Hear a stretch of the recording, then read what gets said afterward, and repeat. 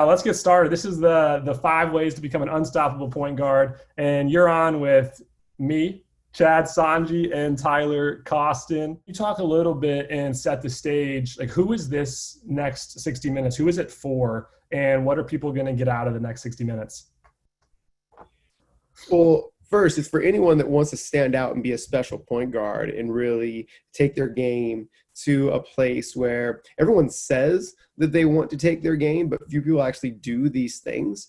And really, a lot of what Chad and I are going to talk about here are things that when we say them, many of you as serious basketball people, you're going to intuitively know it. Like, yeah, that's good.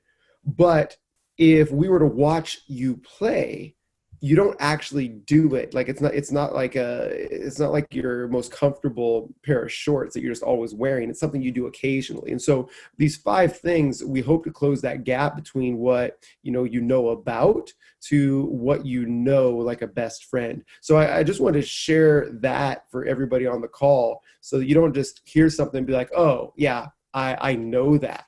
What we're going to try to do is take it a level deeper, which is, oh, I do that. The first way to become an unstoppable point guard, becoming a 3-option player. So being a 3-option player is this. So Doris Burke actually said this, and I love hearing her say this. She's like, don't deck the ball right away. Don't deck the ball right away. And I love that phrase, decking the ball. Decking the ball is actually putting the ball on the deck or on the hardwood or the asphalt if you're living in the time of COVID. And well, the moment you deck the ball, the moment you dribble it, you're no longer a 3-option player. A 3-option player is a player that at any moment can drive it, pass it, or shoot it. And what real point guards know, the best point guards know, is they want to save that dribbling for last. And the reason is the moment you dribble, you actually just eliminate your options. You become much easier to guard. And what we all know as defenders is the threat of the dribble, the threat of the drive is what makes fakes so effective.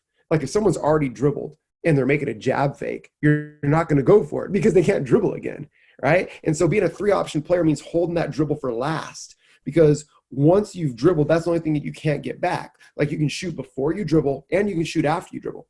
Like you can pass before you dribble, you can pass while you're dribbling, or you can pass after you've picked it up. It's just the dribble that is that most valuable, most rare tool and weapon. And so as a 3-option player, point guards pride themselves on being the best dribblers. But what point guards need to do is become the best ball handlers. And just like the wonderful and influential poet Degas said, he said that true beauty is in the rejection of things.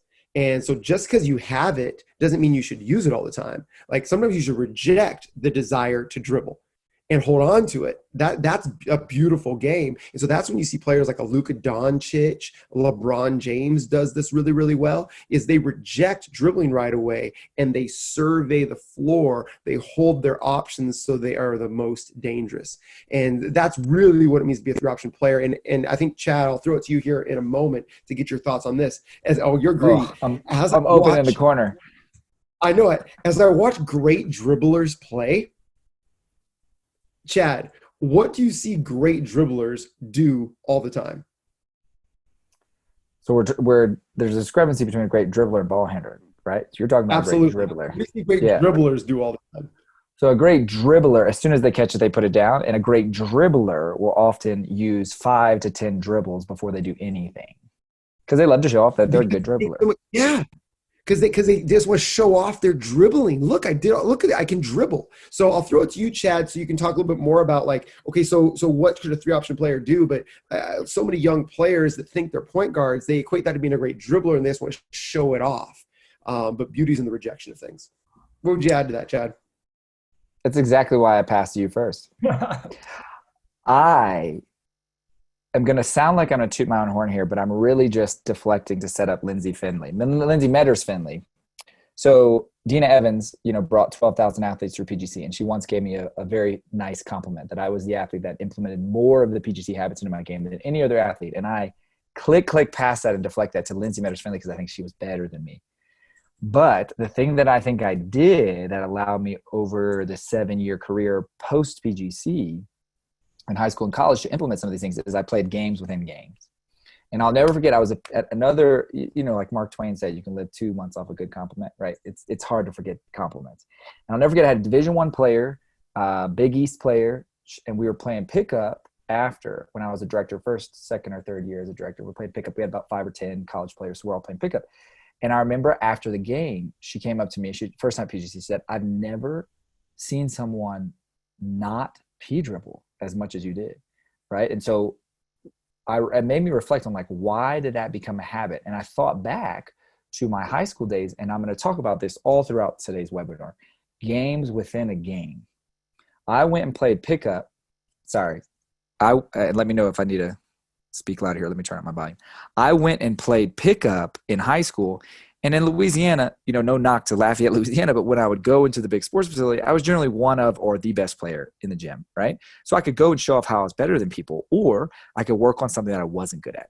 And I would choose the PGC habit and work on it for 2 to 3 weeks till it became a habit. And I'll never forget, I spent about 5 weeks on how could I play and score with the least amount of dribbles per possession. So 2 things. I thought of my dribbles as bullets during an apocalypse. Like, if it's an apocalypse, you are not wasting your dribbles. And I'm going to save them for the headshot, right? I'm going to save them for that most valuable moment. And then the second thing, if you're actually going to do this and be effective doing it, because you could just not dribble and just, play defense and play a game. To actually make plays and to be effective, you have to catch. You have to be absurd and OCD about only catching where you're dangerous. And that was actually the hardest part of playing a game within a game, playing pickup and trying to reduce dribbles and score, was learning how to catch closer to the three-point line always, learning how to catch sometimes even closer than that, and learning how to catch and be patient. And so I would challenge all the playmakers out there, go play pickup, or go next time you train, go play 3-on-3, whatever, and just see how many times can you win a game with dribbling X number of times per possession. Right. And so eventually I got down to, hey, I have 3 dribbles. How many times, in a whole possession, not every time I catch, in an entire possession, I have 3 dribbles. How am I going to use them? Hey, so Chad, really nice job of giving the people watching too something to actually do and go on a court and practice. Tyler, can you give one thing in closing of this first one, becoming a 3-option player? Actually do 2 things, Tyler. Recap what a 3-option player is and give one thing for athletes to go and do. Chad talked about playing a game within a game. What would you say to athletes who are watching this to actually go and do? If you do what Chad just talked about, if you hold back your dribbles like bullets when you have 5 left, like your most valuable weapons, if you hold them back, if you are a 3-option player more times when you have the ball. Again, most players go down to a 2 or even a 1-option player if you can't shoot the moment they dribble. If you can hold your dribbles back and spend the majority of your time as a 3-option player, you will commit less turnovers. The moment that a player gets up against a better defender or a tougher team and they're over dribbling, turnovers, bad decisions, bad passes, ball stolen, out of bounds, all that stuff, okay? Also, P-dribbling, like Chad said, wasted dribbling leads to late passes, less assists. You want more assists, dribble less. And finally, usually at the end of a dribble, when someone is off balance or they get sped up, it leads to poor shot selection, missed shots, off-balance shots, ill-advised shots. It's hard to think when you're dribbling. So all those things that you want are the product of being a 3-option player. So I would challenge you to do this. Try to spend 75% of your time with the ball as a 3-option player. That's flipping it from what most high school players are. Most high school players spend the majority of their time as a 2-option player with the ball dribbling. So when you're initiating the offense as a point guard, of course, you're already a 2-option player. But when you get it back, really try to be a 3-option player. Awesome. All right, let's go to the next one. I think we're going to be able to talk about each one of these. We could go for 3 or 4 hours, but I'm going to move us on to the second way to become an unstoppable point guard. And Tyler, I'll pass it back over to you to start this one off. And it's this concept of developing chess game vision. Tyler, what's that? So I actually got a chance to learn a little bit more about this. So what's really cool about Chess Masters, and there's a really cool podcast called Revisionist History. And in one of Malcolm Gladwell's early revisionist histories, he actually studies chess masters.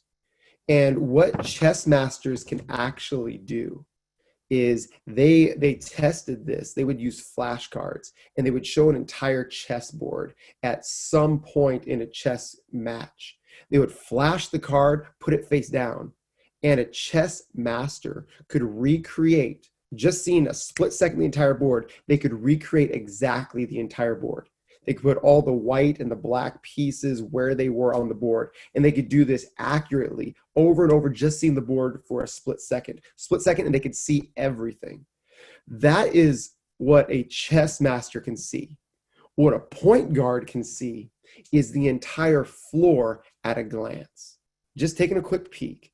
When you peek at the rim, you can see the entire floor. 4 teammates, five defenders, maybe the referees, probably your parents in the stands. And then when you go back down to see your defender or to glance to gather the ball or whatever, the entire floor still exists in your head if you're a true point guard. What less experienced point guards see is a tunnel, right? Like you've heard, keep your eyes up, keep your eyes up, keep your eyes up. That's not enough to be an elite point guard, because keeping your eyes up generally just means you see what's right ahead of you. And what's right ahead of you is just a small part of everything that's going on. A chess game point guard like a Steve Nash back when he was with the Phoenix Suns was constantly building a map of the floor. You know, he would see Amari Stoudemire rim run and he'd see Sean Marion run on the right wing. He'd see Raja Bell run the left wing, right? He would see everything and know where his defenders were at all times, all defenders. So it's a lot more than just one open player. That's what chess game vision is. Chad, if you were to talk about, an undersized player, because you're really short. I mean, one of the shortest people I know. And so talk about how to Chad and I love each other. Okay, talk about how to have this type of vision as an undersized player, because you are a shorter player and you did so well at a high level. And so I think a lot of players could say, I'm too small to see over a defender. What do you say to that player? Hey, Chad, before you answer that, let me celebrate Chad, and so that everyone on this call knows what it takes to have chess game vision. I as the player, I did not have chess game vision. Chad did. When I first met Chad, we were both much younger and still very competitive and very close to the end of our playing careers. Okay. Now we just don't care. We put in hardwood floors. All right. No, we care. So when I first met Chad was training still. You might have still been in college, Chad. I'm not sure. And Chad I'm not sure if he had players or garbage cans set up in the corners. I can't remember. He said, Tyler, can you just guard me for about 30 minutes? Because I want to practice passing over your length. I was like, what? No one has ever asked me that before. It was mind-boggling. So I was like, no one had ever asked me that before. They said, you want to shoot around? Do you want to play one-on-one? No one said, can you guard me so I can pass over your length? I'm like, I have length. I'm so complimented right now. I went 2 months on that compliment. # Mark Twain. And so Chad started like coming off of ball screens with me, like guarding him. And he would like try to peek and pass to the opposite corner over my outstretched arms with accuracy. I remember it now. He had 2 people on different corners. He had to see which one was showing him 10 fingers to see who he was supposed to pass to, and was training pass over my hands. Chad was practicing chess game vision. I never practiced that. Those of you on this call never practiced that. That's why you don't have it yet, but Chad did. So snaps to Chad. That's a real thing. Hey, when you are the smallest person Kyle Kazuda has ever met, you got to go to extreme measures. Yeah. So Kyle, to your question, can you repeat your question? Yeah. I think Tyler shared a little bit, but I was asking you, what do you say to a player who says, I'm too small to see over defenses, or I'm too small to have great vision? Yeah. I think, I don't know. I think at some point in my career, I decided that my height would be my advantage, right? Mm-hmm. And so you can think of all the ways that your height can hold you back, or you can think of all the ways that it can be, defensive and scrappiness and people harder to, you can get shoulder to hip, be lower. To me, for a player to really have chess game vision, one, I think there's reps to it. And Tyler, one, I think important detail in that whole chess masters thing is they also flashed them pictures with the chess pieces in places where they couldn't logically be, and they could not remember those setups, right? And so it's the chunking your brain does with where players are likely to move and likely to be. And so one of the valuable things I think in pickup is to actually just work in transition on like anticipating where a defender's likely going to go. And you need just chunks and chunks and chunks of those reps.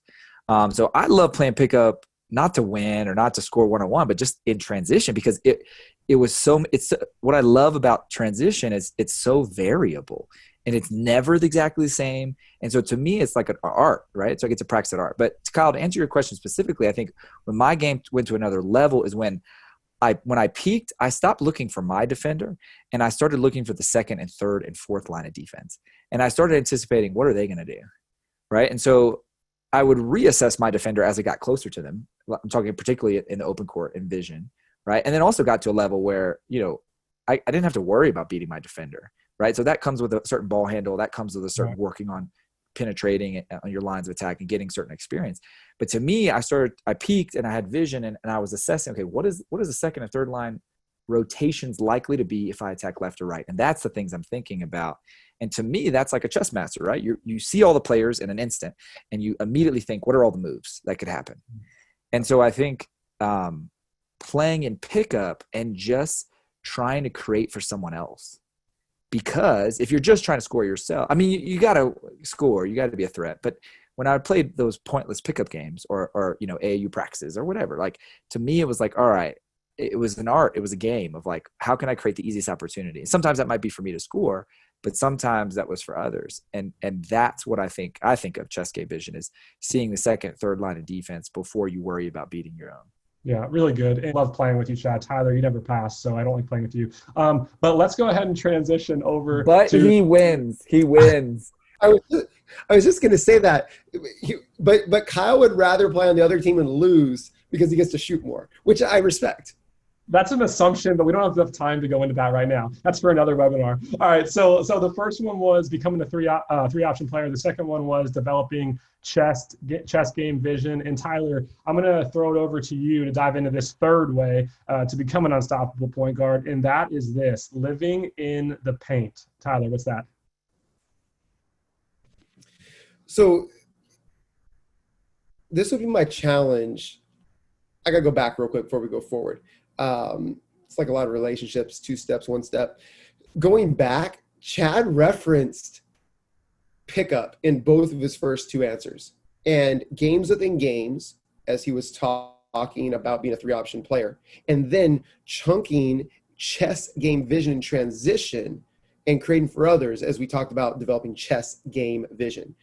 We can't, like, all of these 5 things are game changing if you actually train them and move it from, oh, that's good information to that's part of my game. How do you do that? Well, one thing that you must have in your game is an off season in order to improve. And that's one thing that Chad did really well in his career. That's one thing that Kyle did really well in his career. It's one thing that I did really well in my career. We all just kept getting better. And there's so many players that just don't get better. I was talking to a dad of a kid that's ranked in the top 10 in his class just this week. And this kid's a freshman in high school. And, he has all these dreams because he is ranked so highly. Everyone on this call has seen those top ranked players as freshmen, sophomores that don't even play in college because they don't keep getting better. And so make sure that you take these 5 things away and you have a plan for how you're going to actually use them to get better. And one of the best ways to get better is to play pickup against challenging competition in the off season, but have a goal other than winning. So this is a great example, living in the paint. The best thing that any of you on this call could do would be to have a parent or a sibling or a boyfriend or girlfriend just watch and mark down each game this summer in pickup, or if you are playing travel ball or whatever, how many times do you actually get to the paint in a game? And because everyone says, oh yeah, I get to the paint, but I would like to know, how many times do you get to the paint? because when I actually chart it for players that I've worked with and we go through game film, they're actually getting to the paint maybe 5 times a game, 6. But they're like, oh yeah, I live in the paint. No, you do not. Chart it, chart it, chart it. Living in the paint is getting to the paint with a 2-foot jump stop at least 20 times a game. Then you live in the paint. So I can't even talk about how unless we can speak on. You're kind. You're kind. My number's 30 to 35. You are very kind, my friend. Yes. Yeah. Go ahead, Chad. I mean, I just want people to understand on this call, you don't get to the paint enough. That's what living in the paint is. What would you say to them, Chad? That was actually my first PGC habit when I left PGC. The first 3 to 4 weeks after PGC, I played pickup, and all I didn't count if we win or lost. It was just how many times get to paint, how many times. It's where good stuff happens. And I think, something I don't talk about at PGC, but sometimes we'll have conversations with individual players is like, you want to be a head turner. So in the streets, everyone likes to be a head turner. You want people to, turn their head. That feels good when someone's like, oh, okay, right? That boosts your confidence. But in a basketball game, when I get to the paint, all the defenders' heads turn. Why? It's where you're most dangerous. And when you turn heads, your teammates can then take advantage of opportunities. And so for me, I want a playmaker to be a head turner, not because they're athleticism, just because they can dunk on somebody, or not because they're speed. To me, can you get into the paint and turn 3, 4, 5 defensive heads around so your teammates can move once you are patient in the paint? And that's where you start to create really special plays. And I think of the best playmakers, in the game. I think Sue Bird is super patient in the paint. Throwback, Tamika Johnson. People might not remember her. Tamika played at LSU, played in the WBA. So patient in the paint. Obviously, Nash was incredible. Chris Paul is super patient in the paint. And when they've got all their eyes, all these defenders' eyes on them, that's when they start using ball fakes. That's when they start showing off patience, an extra half second. And, the difference between looking special often and little and out of control in the paint is 1/4 of a second. Just 1/4 of a second of extra patience for your teammate to back cut or your teammate to move off penetration. Go ahead. Yeah, I'll click the rock to Tyler. Yeah, Tyler, I have a question for you. It'll be the feel free. Okay, I can't wait to answer it.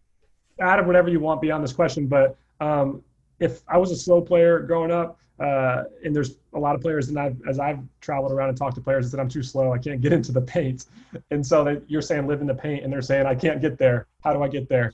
Can you help give at least one technique or tool or something, the way to think? How can a slower player get into the paint when they're not very good at it right now today? The first thing to answer your question, Kyle, is it's false that you have to be fast to get to the paint. It's false. Okay, what you have to do is play to your strengths. You have to play to your strengths. Don't say, oh, I'm not quick enough, because then you'll never find how you can get to the paint. Okay, Andre Miller, to Chad's example, was not quick at all, but he was crafty. Here's point number 2. If you're going to live in the paint, it's a lot like playing above the rim. If you're going to live in the paint, it's a lot like playing above the rim. Most of you on this call are those that want to be a great point guard. You're not going to be above the rim players, so you shouldn't train that way. You shouldn't be training your jumping all the time. You shouldn't be training your body to play above the rim. Instead, you're training your body to live in the paint. And so what you need to live in the paint is you need strength, and you need to learn to play low and strong. So how can you get to the paint more? Get stronger than your opponents. That's a really easy way to get to the paint. You can just muscle them in, all right? And then the third way that you can live in the paint more, which we might get into, is you need to use more cleverness, use more fakes. So instead of trying to outquick someone to the paint, either just get stronger than them and body them to the paint, or get more creative and crafty and clever than them and fake them to get to the paint. But neither of those two things require you to be quicker than your opponent. But remember, you're not trying to live above the rim, you're trying to live in the paint. One thing I want to add to Tyler's thought about Luka, I have a friend who's assistant coach with the Mavs, so I went over and watched some games, watched some practices.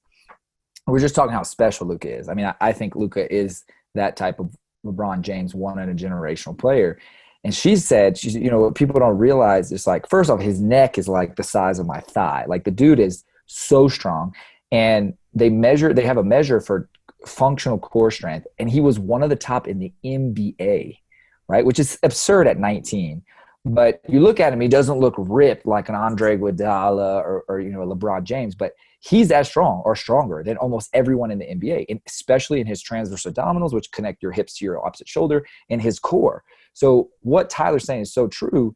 And if I could go back in time, I have very few regrets of my career, thankfully, because of Dina Evans and her mentorship. But if I could go back in time, two of the things I would change is, one, I hit puberty late, so I was embarrassed to get in the weight room my freshman, sophomore year, junior year of high school. I would have just swallowed my pride and gotten stronger. And then two, I spent so much time on jumping, and I did spend more time on core than most. I did a book called Core Performance, which I think is outdated nowadays, but I did spend more time on my core, but I spent so much time trying to dunk.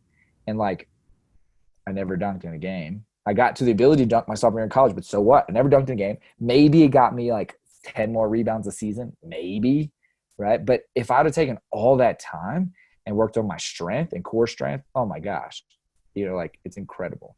Is how do you showcase the ability to live in the paint when you're not allowed to based on the structure of your offense? The transition time is you should be getting in the paint almost every transition, and even made shots. You should be getting in the paint. If you can't create an opportunity from that, kick it and let's start an offense. And I would argue the purpose of an offense is to help you score. So if you peak and you have a severe advantage, then the purpose of the offense is to help you score. Go score or get to the paint, right, with that. Now, I do agree that it might help facilitate. If those guys don't know how to move off penetration, they haven't played with you a lot, maybe they haven't played basketball a lot, then I agree with your coach. This is a better way to involve everyone, because you can't win a game 1-on-5. And I would encourage you to strike the balance, because remember, like, your job is to make your coach's philosophy work. And best advice one of my mentors ever gave me, I was frustrated with my college coach. I thought there was a better strategy. And I said, and my mentor said, do you think there's a better strategy you got your team to use? And I said, yes, I'm so frustrated. My mentor gave me the best advice ever, maybe one of the best advice ever.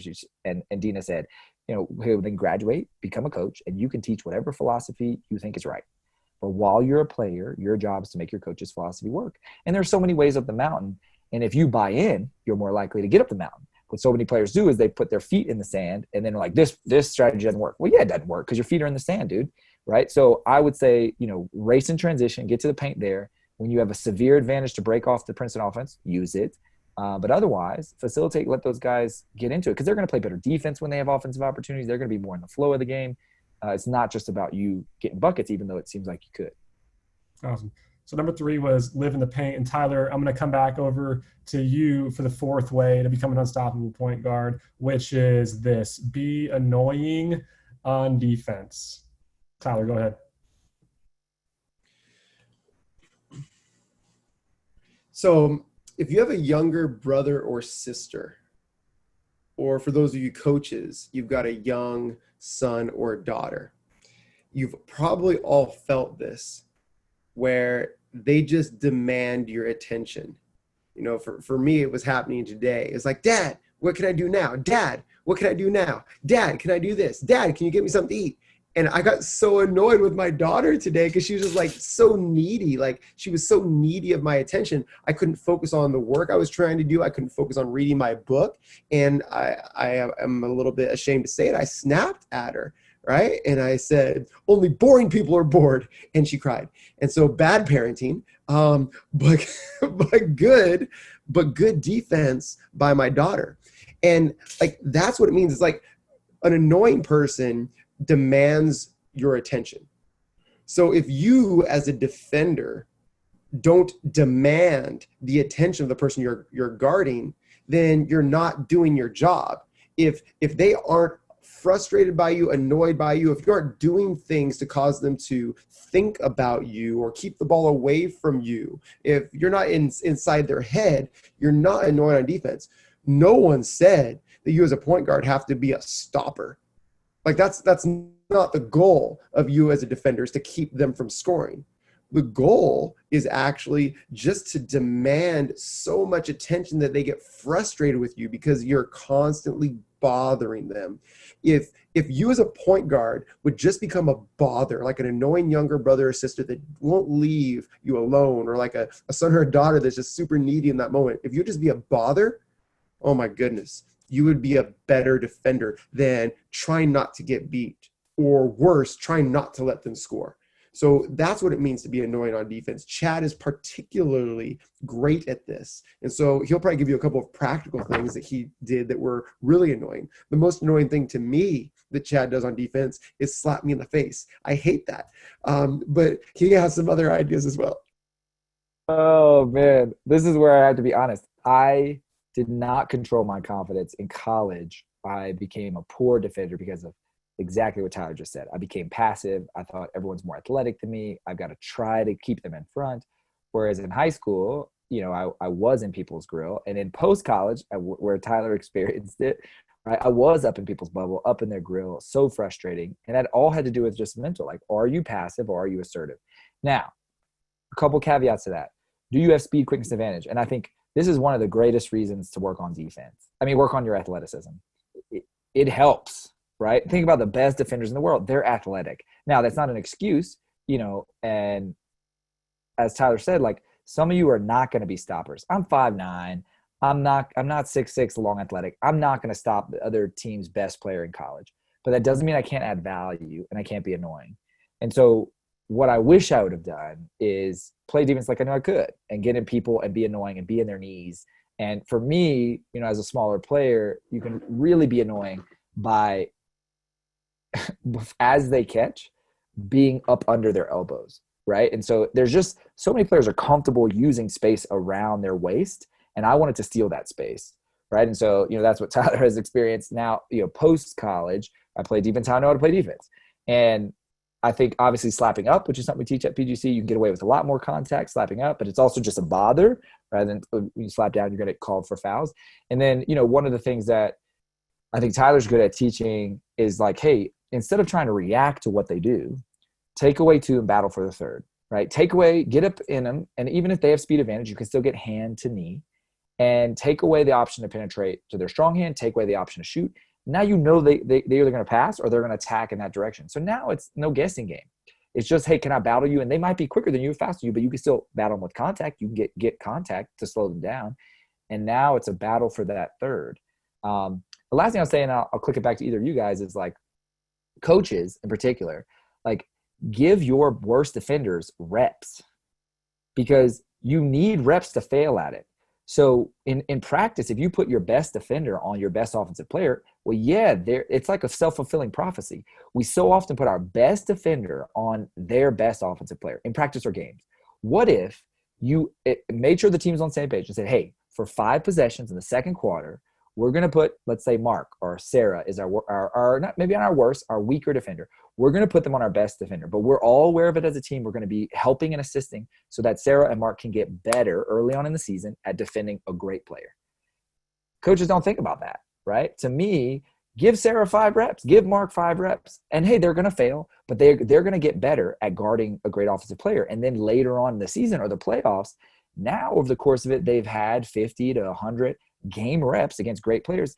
And so when you go to the playoffs, everyone's good on offense. When you go to a championship game, 4 or 5 players are probably a good option. So you need Sarah and Mark to be good defenders. So athletes in pickup, make mistakes, get up in their bubble, make mistakes, use those reps in case your coach isn't listening and isn't going to do that strategy. Coaches, have actual time in practice where you give the weaker defenders chances to get better. Otherwise, the best defenders are always going to keep getting better, separate themselves from the worst defenders because you're not giving them reps at defense. Chad, I'll throw one more thing in before we transition to the last one, and it's think about the players that annoy you the most. Like in college, I knew the players and I knew the team that I hated playing against. For me, it was the players that were shorter than me, and it was the players that were quicker than me. And the things they did where they just got into my face, they made me uncomfortable. When I felt pressure, I got sped up and made bad passes like they wanted me to. And so think about who that player is for you as an athlete, and then do those things that they do, right? And pick up on some of those habits, then put those on to somebody else that you're guarding. And I think just by thinking about that thing, then you'll have a better understanding of what you can then do to the players that you are guarding.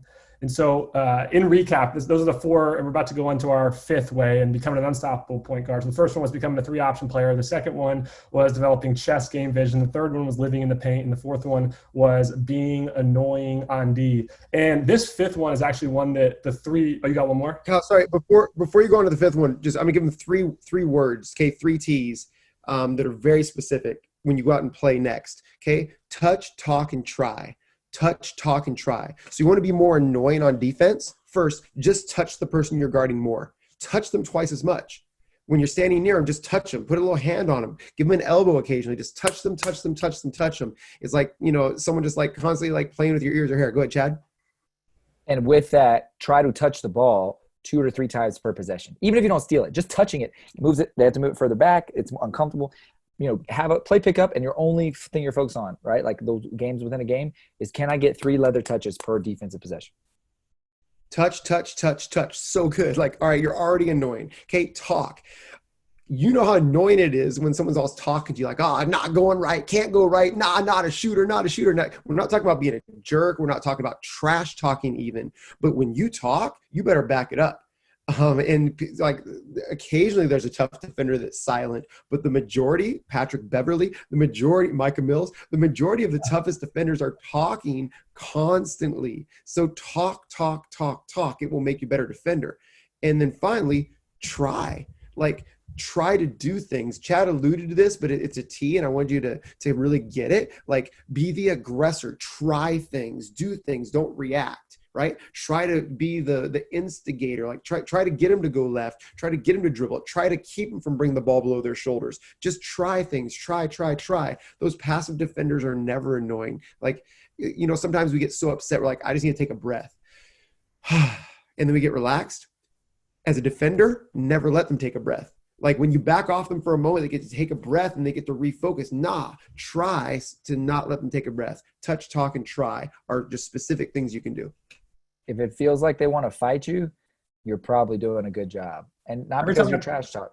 Every time I play pickup with Tyler, I do those 3 things, and he tries to fight me. Okay, so hey, here's the fifth way. All right, the fifth way, and I'm gonna limit you, Tyler, and you, Chad, to think of the most important thing you want this audience, it's athletes and coaches, to know. And it's something that the 3 of us go really deep inside of the virtual point guard college course. But the fifth way to become an unstoppable point guard, and it's something that a lot of players don't do, is lead with care. All right. So Tyler and Chad, limit yourself here. Think of the most important thing you want this audience to know. Tyler, we'll start with you. The most important thing that I think this audience should know is that it matters. Leadership matters. And so leading with care is actually caring about leadership. And so how much do you care about it? So what does it mean to lead with care? It means just spend more time thinking about it. Like, that means, because you think about what you care about, like, spend more time doing it. I'm saying everybody has room to care a little bit more about leadership. Just care more.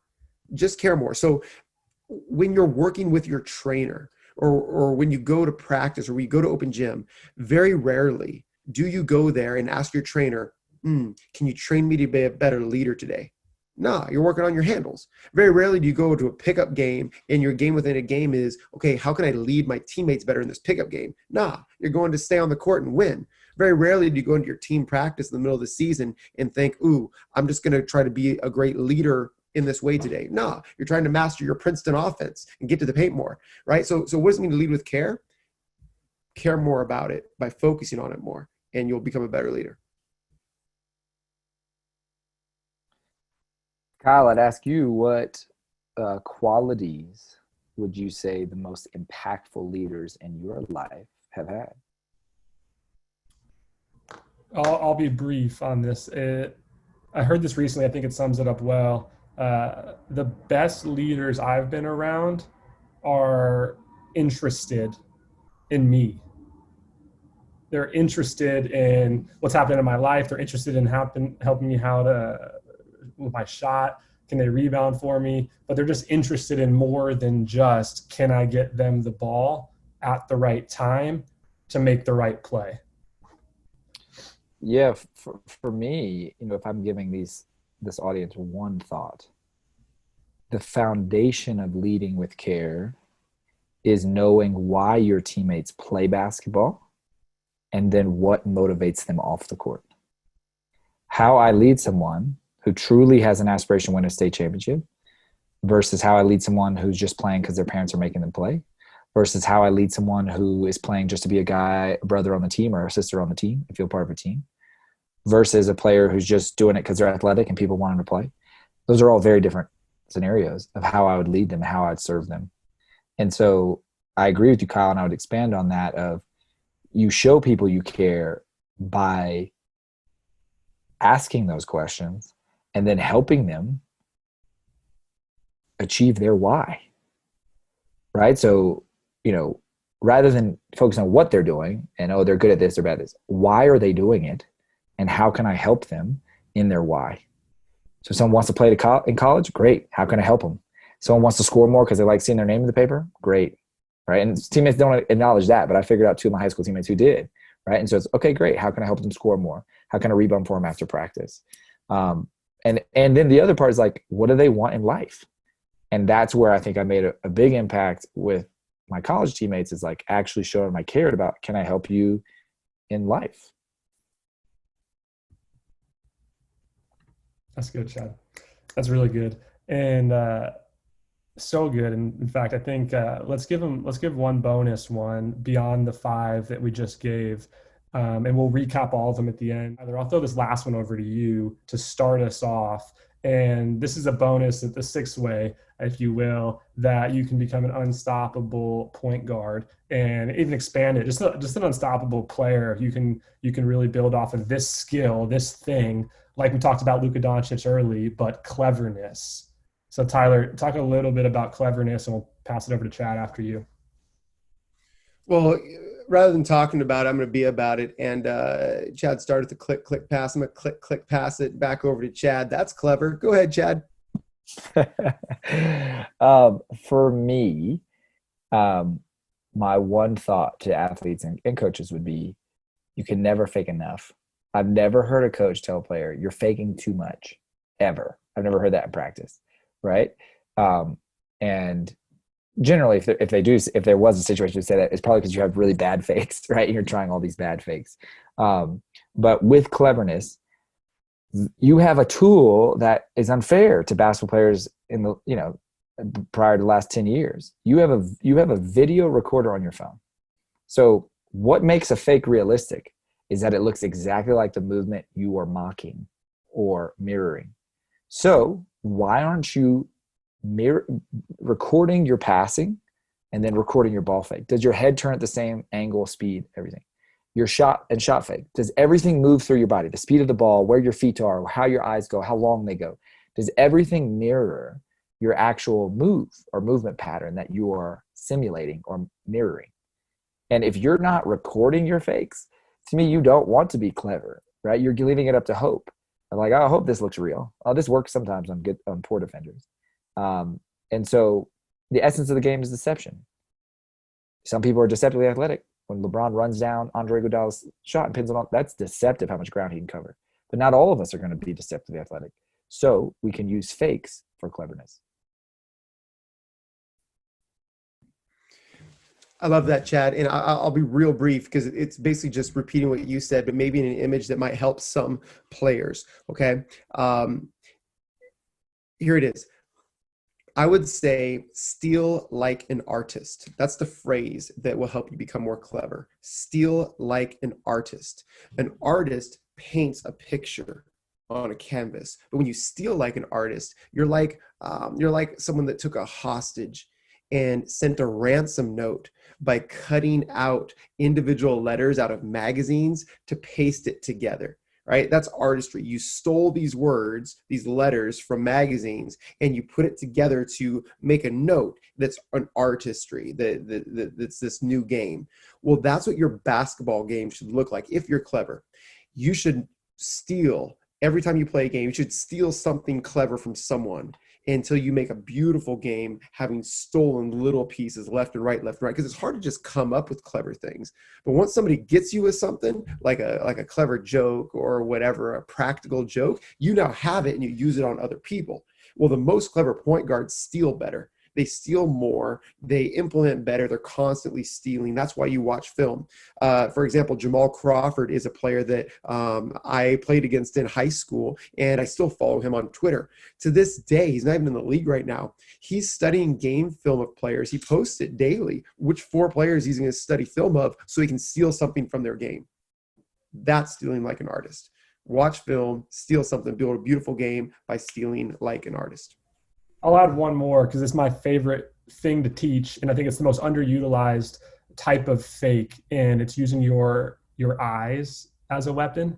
And so many players only use the basketball, right? They put it over here as fakes, when in reality, most defenders react to me looking over to the side. There's that famous pass to LeBron James, where LeBron looks over to his left, the whole defense shifts, and he's got those ginormous hands, and he just makes a pass to a wide open player for a layup. And so I think any player on this webinar is watching this, like, how do I actually fake more, like Chad said, or how do I actually steal? Watch what players do with their eyes. Some of the greatest passers. Rajon Rondo is a great passer. Go on YouTube and watch Sabrina Ionescu, watch Sue Bird. These are players that you don't have to be fast to be deceptive, like Chad said. But when you become more intelligent about the game and you know that your eyes are weapons, all of a sudden you create more opportunities for yourself and for your teammates to go out and score and score more points and win more games. And so that's the one I would give around deception. Any final words on cleverness before we shift? Yeah, can I just add one quick thing you made me think of? And this is Chad, Oh, could you hear me now? Oh, there we go. Okay, yeah. I'll turn off the video just in case. So this is one that I stole from Dawn Staley and Rhonda, watching them on TV. So first off, guys, don't think you can't learn stuff from women. You're going to minimize your potential. Their ball fakes were so effective, and I couldn't figure out why. So I started slowing down clips. They always, and I'll turn on my video here, let me know if it's choppy, Kyle. They always looked and waited a half second and then ball faked. Their eyes went first for a half second, and I stole that from them and used it, and my ball fakes became incredibly more effective. So a lot of people rush their ball fake. It's just all together, or it's just the ball. They would look and pause, because when you make a pass, you're going to look at a target for a half second. They would show that, and then they would ball fake. And that's why, Rondo and Dawn, I think, were 2 of the best ball fakers of all time, is they had that skill. Awesome. That's a tangible thing you can implement tomorrow. Yeah, that's a great one. And I use that a lot, even my pickup days today. Tyler can attest to that in our Lifetime Fitness League. And so, hey, I want to shift. Just in a recap, I want to say we shared 6 things, and Tyler and Chad went through each of them. The first one, becoming an unstoppable point guard, was becoming a 3-option player. The second thing was developing chess game vision. The third one was living in the paint. The fourth one was being annoying on defense, like Tyler's daughter was to him today. Leading with care. And the fifth one, and the little nugget that Chad just gave with the faking, was around cleverness, something that Chad and I do really, really well, and Tyler really tries to pay attention to what we do and improve. And so we appreciate you all. Appreciate you all being on this call with us tonight, this webinar. Chad and Tyler, hey, y'all are great guys. Hope to see you inside. See you guys.